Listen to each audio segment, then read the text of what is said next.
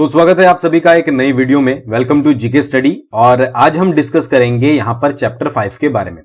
आप सभी को पता ही है कि एचपी जीके सीरीज हमारी चली हुई है, 4 चैप्टर ऑलरेडी हो चुके हैं और लगभग हमने जो है वो डिटेल के साथ 200 क्वेश्चन यहां पर कवर कर लिए होंगे। आपको पता ही है कि हमारा मेन फोकस जो है वो डिटेल के ऊपर रहता है। जो पहली बार वीडियो को देख रहे हैं उनको लग जाएगा पता किस तरीके से क्वेश्चन यहां पर डिस्कस हो रहे हैं। एक बार कंप्लीट वीडियो देखिएगा और इसके बाद वीडियो के बाद जो है वो प्लेलिस्ट भी क्रिएट कर दी जाएगी जहां पर आप जो है वो कभी भी एचपी जीके सीरीज को जो है वो फॉलो कर पाओगे।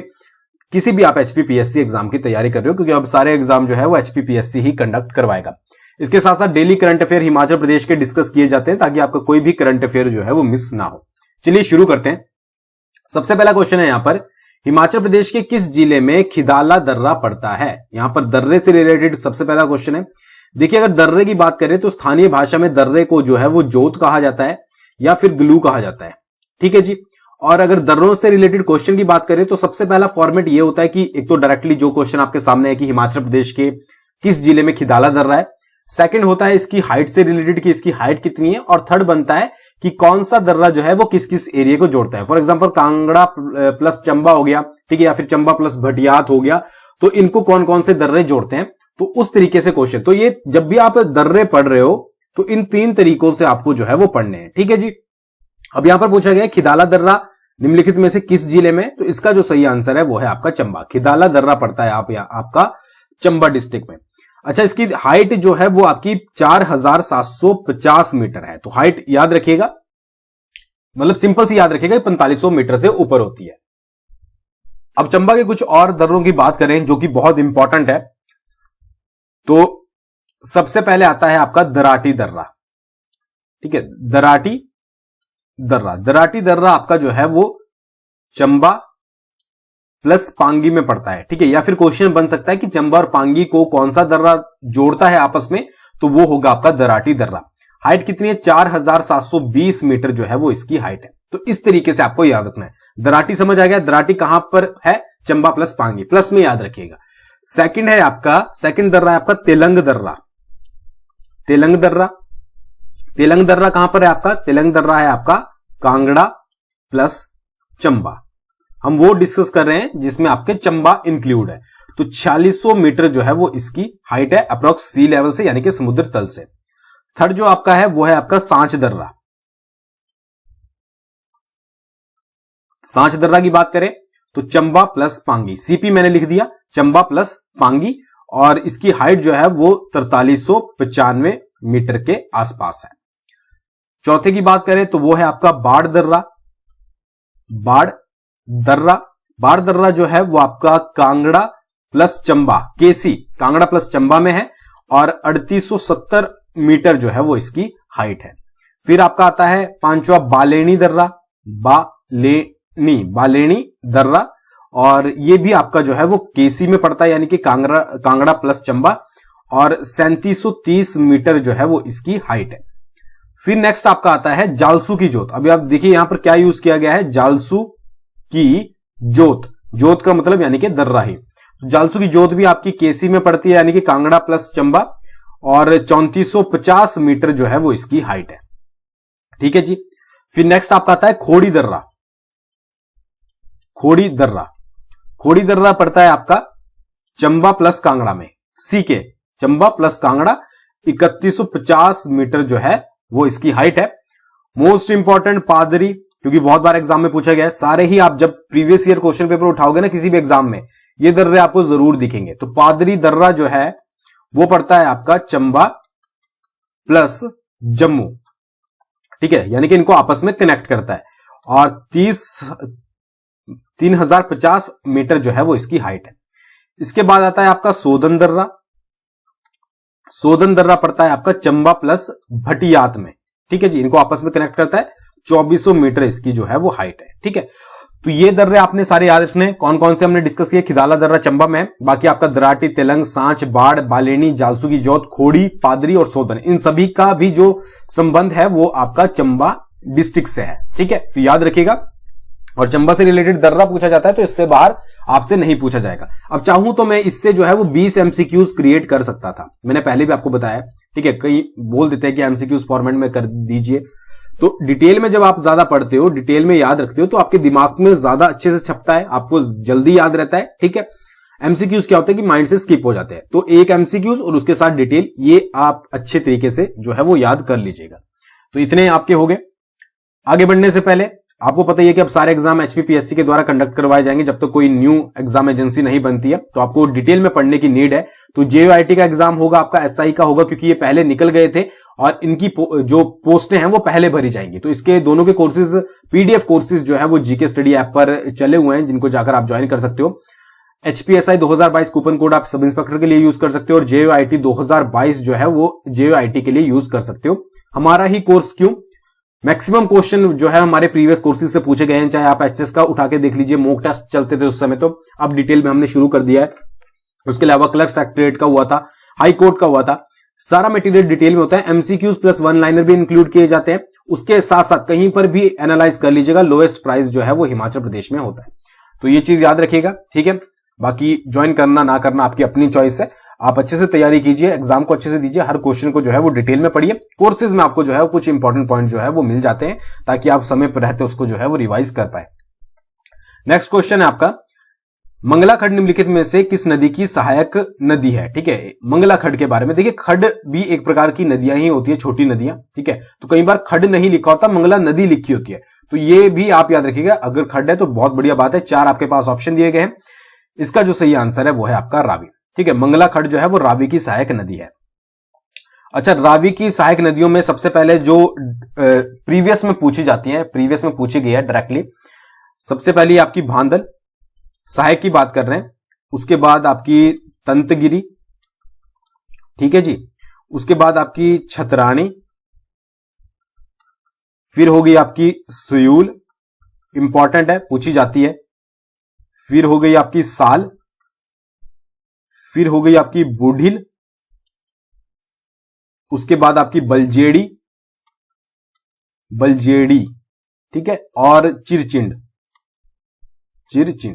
तो ये आपकी इंपॉर्टेंट रावी की सहायक नदियां हैं जो कि प्रीवियस एग्जाम्स में पूछी गई हैं। अच्छा, इसके साथ साथ कुछ सहायक खड्डे भी हैं, उनके बारे में भी देख लेते हैं। खड्ड आप खुद से लगाते रहिएगा आगे आगे। बुढ़ल खड्ड हो गई आपकी, फिर आपकी ओबड़ी खड्ड हो गई, उसके बाद तुंडाहा, बहुत इंपॉर्टेंट है, तुंडाहा खड्ड हो गई, चनेड़ खड्ड हो गई, फिर आपकी साल खड्ड हो गई, उसके बाद आपकी बैरा खड्ड हो गई, फिर आपकी बसलियों खड्ड हो गई, उसके बाद आपकी चंद्रेश खड्ड हो गई, फिर हो गई आपकी खोहली, ठीक है जी, उसके बाद सनवाल खड्ड, और एक और है आपकी शक्ति खड्ड, इंपॉर्टेंट है।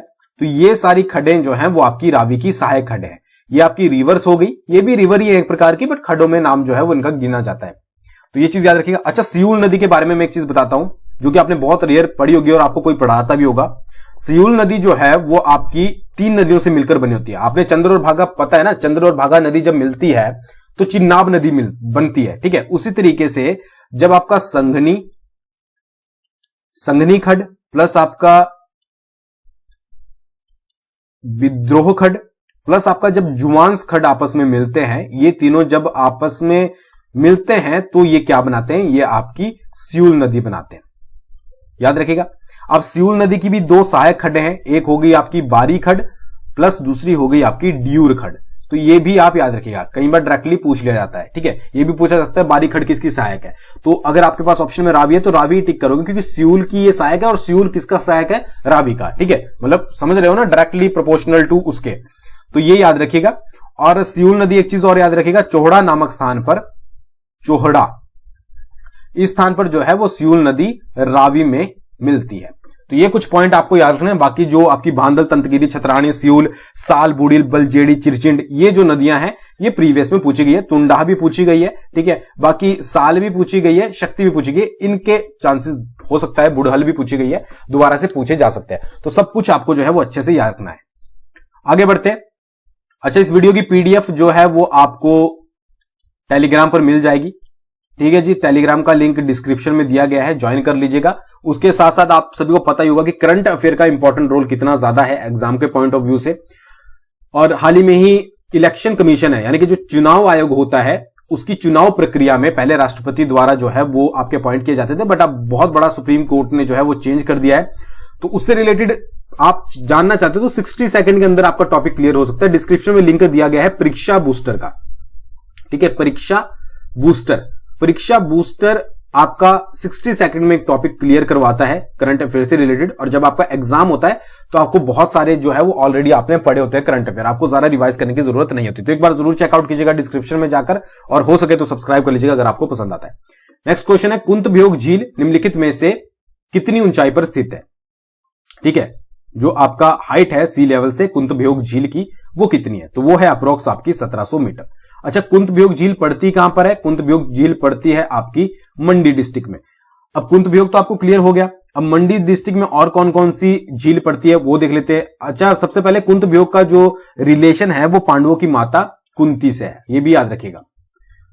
सेकंड झील कौन सी है? सेकंड झील है आपकी कुमारवाहा, ठीक है। कुमारवाहा झील भी आपकी कहां पर पड़ती है? मंडी में पड़ती है, 3150 मीटर के आसपास इसकी हाइट है।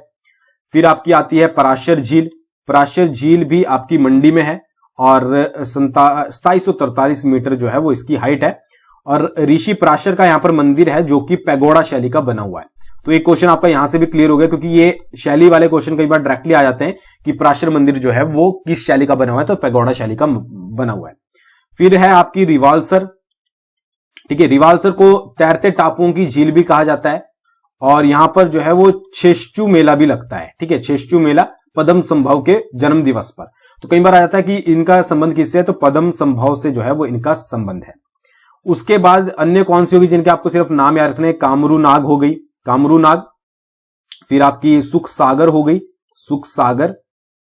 उसके बाद आपकी लीलासर हो गई। फिर आपकी डवारूसर हो गई, और होगी आपकी खदलासर। तो ये सारी आपकी इंपॉर्टेंट किसमें है? ये है आपकी मंडी जिले में। तो अप्रोक्स मंडी की सारी ही कवर होगी, जो बची खुची होगी वो अगली वीडियोस में जो है वो कवर कर लेंगे। नेक्स्ट क्वेश्चन है आपका, 2001-2011 के दशक में हिमाचल के किस जिले में जनसंख्या वृद्धि दर सबसे अधिक दर्ज की गई है? ये प्रीवियस ईयर में HPPSC में पूछा गया है, वैसे तो सारे ही पूछे गए हैं, बट ये डायरेक्टली पूछा गया है। 4 आपके पास ऑप्शन दिए गए, तो इसका जो सही आंसर है वो है आपका ऊना। सबसे ज्यादा जनसंख्या वृद्धि दर जो है वो ऊना में दर्ज की गई है। कुछ और क्वेश्चन जो डायरेक्टली पूछे गए थे। अच्छा, 2011 की जनगणना के अनुसार किस जिले का लिंग अनुपात सबसे अधिक था? तो वो था आपका चंबा, ठीक है जी। फिर सर्वाधिक साक्षरता वाला जिला कौन सा है? वो है आपका हमीरपुर, ठीक है जी। ये हो गया, 2 ही एक क्वेश्चन, ज्यादा पूछे नहीं जाते, ये चीज याद रखिएगा। सॉरी, यहां पर भी जो है वो हमीरपुर आएगा, ठीक है, मतलब कि सबसे ज्यादा लिंग अनुपात जो है वो हमीरपुर का था, ठीक है, ये चीज याद रखिएगा। अप्रोक्स 1905, इसको एक बार चेकआउट कर लीजिएगा, बट चंबा नहीं है, हमीरपुर है। 2011 की जनगणना के अनुसार किस जिले का लिंग अनुपात सबसे अधिक था? वो है आपका हमीरपुर। उसके बाद साक्षरता वाला जिला, ये भी पता है आपको, हमीरपुर है, ठीक है। नेक्स्ट बढ़ते हैं, अगला क्वेश्चन है, बघलानी बोली निम्नलिखित में से किस क्षेत्र में बोली जाती है? ये बोलियों से रिलेटेड क्वेश्चन जरूर पूछे जाते हैं। तो बघलानी बोली बोली जाती है आपकी कुनिहार क्षेत्र में। देखिए, कुनिहार प्लस अर्की, अगर तो ऑप्शन में दोनों आते हैं तो दोनों सही होंगे, अगर दोनों में से एक आता है तो आप देख लीजिएगा, अर्की और कुनिहार क्षेत्र में दोनों में आपके बघलानी बोली बोली जाती है। अब ये सोलन के एरियाज हैं, तो अदर जो है वो हिंडूरी आपकी बोली जाती है नालागढ़ में, क्योंकि नालागढ़ का पुराना नाम जो है वो आपका हिंडूर था। उसके बाद बघाटी भी बोली जाती है, क्योंकि बघाट एरिया भी जो है वो सोलन में पड़ता था। और महासुबी जो है वो आपकी सोलन की इंपॉर्टेंट उपभाषा है, जो कि सोलन में ज्यादातर बोली जाती है। तो ये तीनों जो है वो याद रखिएगा। बाकी बघलानी बोली जो है वो कुनिहार और अर्की में बोली जाती है। अब इससे रिलेटेड भी कुछ इंपॉर्टेंट क्वेश्चन पूछे गए थे प्रीवियस ईयर में, वो देख लेते एक बार। अच्छा, अगर आपसे पूछा जाए कि किस बोली का अपना व्याकरण है, तो वो है आपकी भोटी, भोटी का अपना व्याकरण है। अच्छा, बिलासपुर की तो आपको पता ही है, कहलूरी जो है वो बिलासपुर में बोली जाती है, बहुत बार क्वेश्चन रिपीट हुआ है। एक और है मनछद प्लस चिनाली। मनछद प्लस चिनाली किस जनजाति के द्वारा बोली जाने वाली भाषा है या फिर बोलियां है? तो वो है आपकी स्वांगला, याद रखिएगा, स्वांगला। अच्छा, एक नाम याद रखिएगा, टी ग्राहम बेली। इन्होंने क्या किया था कि जो बिलासपुर में आपकी बोलियां बोली जाती है उनको 6 भागों में जो है वो डिवाइड किया था। तो ये भी याद रखिएगा, नाम याद रखिएगा, टी ग्राहम बेली। अच्छा, पहाड़ी भाषा की लिपि कौन सी है? तो वो है आपकी टांकरी। ये कुछ क्वेश्चन पूछे गए, मुझे पता है आपको सारे पता होंगे पहले से ही, बट फिर भी आपकी जो है वो रिवीजन होगी। नेक्स्ट क्वेश्चन है आपका, हिमालयन पर लाल छाया नामक पुस्तक जो है वो किसके द्वारा लिखी गई है? 4 आपके पास ऑप्शन दिए गए हैं। तो हिमालयन पर लाल छाया लिखी गई है शांता कुमार जी के द्वारा। इसका आंसर है शांता कुमार। अदर पुस्तकों की बात करें जो इनके द्वारा लिखी गई है, तो धरती है बलिदान की, ठीक है, ये भी इन्होंने लिखी है। उसके अलावा पहाड़ बेगाने नहीं होंगे कभी भी नहीं, ये भी इन्होंने लिखी है। मृग तृष्णा इन्होंने लिखी है। उसके अलावा लाजो इन्होंने लिखी है। तो ये कुछ पुस्तकें हैं जो कि शांता कुमार जी के द्वारा लिखी गई हैं। कौन कौन सी? हिमालयन पर लाल छाया, पहाड़ बेगाने नहीं होंगे, धरती है बलिदान की, मृग तृष्णा और लाजो। अच्छा, एम आर ठाकुर ने कोई पुस्तक लिखी है? बिल्कुल लिखी है। क्या नाम है उसका? उसका नाम है वैदिक आर्य और हिमाचल। वैदिक आर्य और हिमाचल। बचा एक नाम, जेसी बार्नेस। इन्होंने कोई पुस्तक लिखी है? बिल्कुल लिखी है, जिसका नाम है कांगड़ा बंदोबस्त रिपोर्ट। कांगड़ा बंदोबस्त रिपोर्ट। तो ये चीज याद रखिएगा, कौन कौन सी पुस्तक जो है वो किसके द्वारा लिखी गई है। बाकी अगर आप सीरीज फॉलो कर रहे हो तो मैक्सिमम चीजें आपकी यहीं पर कवर हो जाएगी। आपको मुश्किल से कुछ पढ़ने की जो है वो जरूरत पड़ेगी अगर एक आधा क्वेश्चन छूट जाता है। वैसे डिटेल में इसीलिए ही शुरू किया गया है ताकि लास्ट में आपका कुछ भी जो है वो स्किप ना हो, ठीक है। तो ये चीज याद रखिएगा। अच्छा, नेक्स्ट क्वेश्चन है, महाराणा रणजीत सिंह ने किस वर्ष हरिपुर, या फिर पूछ लिया जाता है कई बार, गुलेर रियासत पर जो है वो कब्जा कर लिया था? 4 आपके पास ऑप्शन दिए गए। तो इसका जो सही आंसर है वो है 1813, ठीक है। उस समय वहां का जो राणा था वो था आपका भूप सिंह, और भूप सिंह को जो है वो आपका लाहौर में बंदी बनाया गया था। तो ये क्वेश्चन अलग से बन सकता है, याद रखिएगा। भूप सिंह को कहां पर बंदी बनाया गया था? लाहौर में। या फिर उस समय रियासत का राजा या हरिपुर का राजा कौन था? वो था आपका भूप सिंह। अच्छा, कुछ महाराणा रणजीत सिंह से अदर इंपॉर्टेंट पॉइंट, 1809 में जो है इन्होंने सिब्बा रियासत को अपने अधीन कर लिया था, या सिब्बा रियासत राज्य, ठीक है। 1815 में जसवां रियासत पर कब्जा करा, और वहां का राजा जो था वो उम्मेद सिंह था। तो उम्मेद सिंह ने क्या किया कि 12,000 रुपए में जागीर स्वीकार कर ली थी, ठीक है। तो ये चीज याद रखिएगा, 12,000 रुपए में, सॉरी, किसने? उम्मेद सिंह ने। जसवां रियासत पर कब्जा कब हुआ था? 1815 में, सिब्बा पर 1809 में, और बाकी जो हरिपुर गुलेर रियासत 1813 में। तो ये चीज याद रखिएगा। नेक्स्ट है, ठियोग रियासत में निम्नलिखित में से किस वर्ष आंदोलन हुआ था? ठियोग रियासत की यहां पर बात हो रही है। 4 आपके पास ऑप्शन है, जल्दी से आंसर चूज कर लीजिए जो भी आपको लगता है। और इसका जो सही आंसर है जो अभी तक आपने सोचा है वो है आपका 1926, ठीक है। ठियोग रियासत में जो है वो 1926 में यहां पर जो है वो आपका क्या हुआ था? आंदोलन हुआ था। और राणा या राजा जो था वो था आपका पदमचंद, ठीक है जी। अब हुआ क्या कि लोगों ने इसके प्रशासन के खिलाफ जो है वो आंदोलन शुरू किया। अब इस आंदोलन का जो नेता था उसका नाम था आपका मियां खड़क सिंह,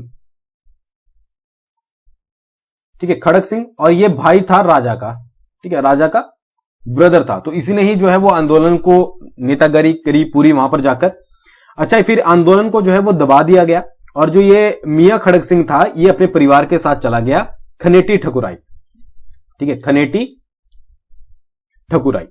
अब ये कुछ दिन खनेटी ठकुराई में शांत रहा, उसके बाद इसको दोबारा लगा 1927 में इसने दोबारा से जो है वो आंदोलन शुरू कर दिया, जो भी यहां पर प्रशासन चला हुआ था। तो इस बार क्या हुआ कि जो राजा था यानी कि राणा था पदमचंद, उसका जो पुत्र था करमचंद प्लस जो राजमाता थी, उन्होंने भी क्या करा कि जनता का साथ दिया, जनता का सहयोग दिया। अब राजा पड़ गया अकेला। उसने सोचा भाई मेरे तो घर वाले ही जो हैं वो अपोजिट हो गए हैं, क्योंकि भाई ने पहले ही जो है वो आंदोलन किया था, फिर उसके बाद बेटा भी मिल गया, फिर राजमाता भी। तो इसने अब सहायता ली अंग्रेजी सरकार की, ठीक है, अंग्रेजी सरकार की सहायता ली।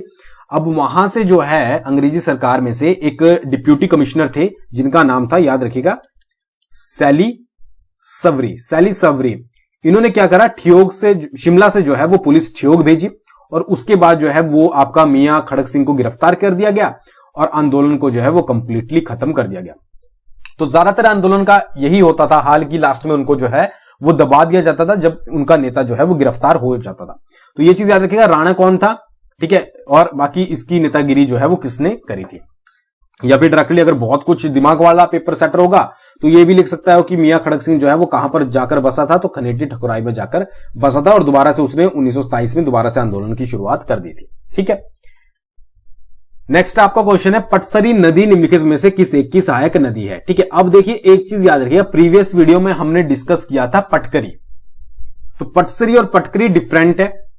पटकरी जो है वो आपकी व्यास की सहायक है, ठीक है, और इसके बारे में कंप्लीट डिटेल मैंने आपको बता दी थी, पटकरी परियोजना भी चली हुई है। पटसरी एक डिफरेंट नदी है, तो पटकरी और पटसरी में डिफरेंस देख लीजिएगा, ऐसा ना हो कि कंफ्यूज हो जाएं और आप जल्दबाजी में कुछ और लगा दें। तो पटसरी जो रिवर है वो यमुना की सहायक नदी है। ठीक है, पटकरी आपकी व्यास की है, पटसरी आपकी यमुना की सहायक नदी है। अच्छा, पटसरी जो नदी है वो आपकी खड़ा पत्थर शिमला से निकलती है, खड़ा पत्थर शिमला से, ये चीज याद रखिएगा। उसके बाद अगर बात करें यहां पर हम यमुना की सहायक नदियों की, तो यमुना की जो मेजर सहायक नदियां मानी जाती है वो मानी जाती है आपकी गिरी, ठीक है, बाटा या फिर लोकल लैंग्वेज में बाता नदी, और इसके बाद आपकी टोंस, तो ये मानी जाती है आपकी यमुना की सहायक नदियां। अब इनकी भी फर्दर जो है वो सहायक है, जिसे अगर हम गिरी की बात करें तो गिरी की आपकी जलाल है, फिर यहां पर अश्वनी है, और उसके बाद आपकी असनी है। ठीक है जी, बाटा का एक सहायक खड्ड है खारा का खाला, खारा का खाला, और टोंस की बात करें तो आंध्रा प्लस पटसरी। अब देखिए क्वेश्चन किस तरीके से बन सकता है। अब यहां पर दिया गया पटसरी निम्नलिखित में किसकी सहायक नदी है, या तो ऑप्शन में आपको मेजर रिवर देंगे जो मेजर है जैसे कि यमुना है, या फिर आपको इनमें से देंगे। ठीक है, तो ये याद रखना है कि आपको कि इनमें से फर्दर ये किसकी सहायक नदी है। अगर पटसरी ये लिखा होता कि पटसरी निम्नलिखित में किसकी सहायक नदी है और ऑप्शन में होता गिरी बाता टोंस, तो यहां पर आप फंस जाते अगर आपने डिटेल में ना पढ़ा होता। तो ये पटसरी जो है वो टोंस की सहायक नदी है। ठीक है, और घुमा फिरा के मतलब डायरेक्टली जो है वो यमुना की है, क्योंकि टोंस भी यमुना की है, बट आपको डिटेल में भी जो है वो याद रखना है। आई होप आपको ये चीज क्लियर हो गई होगी। जलाल जैसे गिरी की है, तो ऑप्शन में ये भी आ सकता है कि जलाल किसकी सहायक नदी है, या तो यमुना होगा या फिर गिरी नदी होगी। ठीक है, तो इस तरीके से पढ़ लीजिएगा। अच्छा, यमुना की बात करें तो ये तो आपको पता ही होगा, मान लीजिए ये हिमाचल है ना, और ये आपका यमुनोत्री है, तो यहां से यमुनोत्री से जो है वो आपकी यमुना नदी निकलती है और उत्तराखंड में है, तो यहां से जो है वो हिमाचल प्रदेश में एंट्री करती है। तो ये जो पॉइंट है वो है आपका खोदरी माजरी, खोदरी माजरी, ठीक है, जो कि सिरमौर में पड़ता है। अब यहां पर फिर हिमाचल में पूरा प्रवाह करके जो भी इसने ट्रैवल करना है, उसके बाद यहां पर जो एक पॉइंट है वहां से ये निकलकर हरियाणा में प्रवेश कर लेती है, इसका नाम है ताजेवाला। ये दो पॉइंट आपको याद रखना है, एंट्री होती है खोदरी माजरी से और एग्जिट होती है ताजेवाला से, निकलती कहां से है, यमुनोत्री से। ठीक है, तो ये चीज याद रखिएगा। आई होप आपको समझ आगे हो गए। अगले क्वेश्चन की बात करते हैं, तो करंट अफेयर का एक क्वेश्चन है जो कि इंपॉर्टेंट बन सकता है। हाल ही में ही हिमाचल प्रदेश में निवेश को बढ़ावा देने के लिए कितने करोड़ रुपए का जो है वो एमओयू साइन किए गए हैं। ठीक है, और ये इंग्लिश इसकी जो है ये किसी और क्वेश्चन की टाइप हो गई है, इसको थोड़ा इग्नोर मारिएगा। ठीक है, तो हिमाचल प्रदेश में निवेश को बढ़ावा देने के लिए अभी जो है वो 2110 करोड़ रुपए के एमओयू साइन किए गए हैं। ये एमओयू साइन किए गए हैं उद्योग मंत्री हर्षवर्धन सिंह चौहान जी के द्वारा, और अभी हाल ही में ही मुंबई फार्मा एक्सपो थी जहां पर जो है वो ये साइन किए गए हैं। ठीक है, 2110 करोड़ रुपए के। आपको पता ही होगा कि हिमाचल में बहुत जल्दी हो सकता है कि फिल्म सिटी भी जो है वो एक डेवलप की जाए, तो इसी तरीके से जो है वो हिमाचल प्रदेश में डिफरेंट चीजों को बढ़ावा दिया जा रहा है। तो आज की वीडियो में बस इतना ही। आई होप आपको आज की वीडियो पसंद आई होगी। बाकी बहुत जल्दी जो है वो नेक्स्ट वीडियो के साथ मिलेंगे। करंट अफेयर के लिए मैं दोबारा से बोलूंगा, डिस्क्रिप्शन में लिंक दिया गया है परीक्षा बूस्टर का, या फिर आप डायरेक्टली जो है वो उसको सर्च कर सकते हो। आपके एग्जाम में बहुत ज्यादा हेल्पफुल रहेगा। और प्लस टेलीग्राम का भी लिंक दिया गया है, जहां पर अगर आपको वीडियो के नोटिफिकेशन नहीं आ रहे तो भी वहां से ले सकते हो, या फिर पीडीएफ और भी बहुत ज्यादा कंटेंट वहां पर डिस्कस किया जाता है, तो ज्वाइन कर लीजिएगा। Thanks for watching. बहुत जल्दी मिलेंगे नेक्स्ट वीडियो के साथ।